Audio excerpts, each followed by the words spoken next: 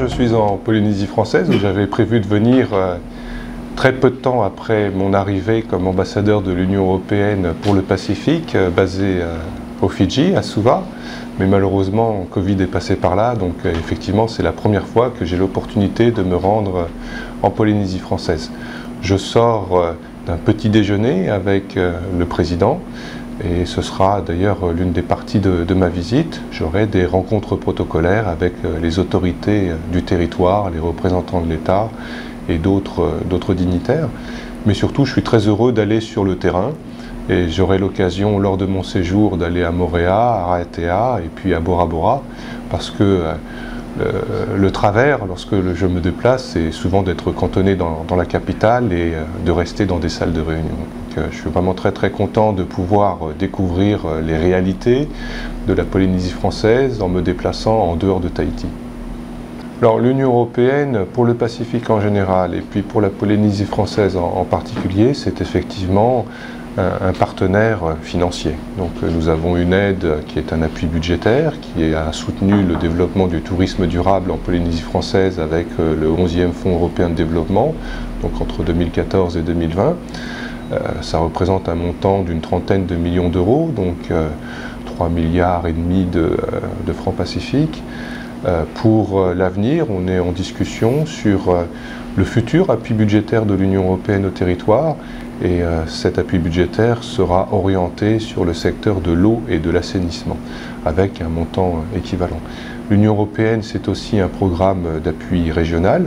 Actuellement, Protège, donc le programme régional océanien des territoires pour la gestion durable des écosystèmes.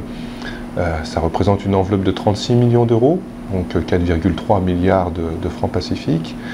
Ce sont des enveloppes importantes, ce qui montre la hauteur de l'appui de l'Union européenne pour le territoire de la Polynésie française.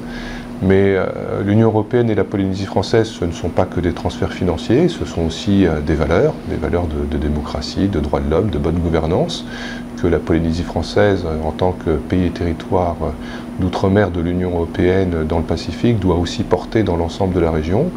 Et puis c'est aussi des opportunités de développement économique, commercial, d'investissement. Et enfin, nous avons vocation, nous, Union européenne, dans le Pacifique comme dans le reste du monde, à devenir un partenaire stratégique. Ça veut dire qu'on doit aussi décliner notre relation dans le domaine de la sécurité et de la défense. Alors pour le Pacifique ou pour la Polynésie française, ça veut dire en particulier une action en matière de climat et de sécurité, une action en matière de lutte contre la pêche illégale, de surveillance maritime, de réponse aux catastrophes naturelles, en apportant l'aide humanitaire qui est nécessaire après les différentes catastrophes naturelles qui peuvent frapper, et ça arrive malheureusement assez souvent dans cette région du monde. Alors il y a deux choses avec l'invasion russe en Ukraine. La première, c'est que la priorité absolue de l'Union européenne, c'est de mettre fin à ce conflit, donc de favoriser un cessez-le-feu, le retrait des troupes d'Ukraine. Et pour ce faire, l'Union européenne apporte une aide financière, militaire, pour la première fois à l'Ukraine. Et on a donc besoin de l'appui de l'ensemble des pays du Pacifique pour aboutir à ce cessez-le-feu et pour mettre fin à ce conflit. Donc ça veut dire qu'il faut construire cette alliance et puis ensuite entretenir cette alliance avec les pays du Pacifique qui votent aux Nations Unies, et ça a été le cas jusque maintenant. On a pu compter sur l'appui des pays du Pacifique qui ont voté en faveur des résolutions de l'Assemblée générale des Nations Unies appelant à mettre fin au conflit en Ukraine. La deuxième dimension, c'est évidemment les conséquences négatives de ce conflit sur la hausse des prix des denrées agricoles ou la hausse des prix de l'énergie. Et c'est aussi un sujet sur lequel je me penche avec à l'étude un instrument pour répondre à la hausse des prix agricoles dans le Pacifique.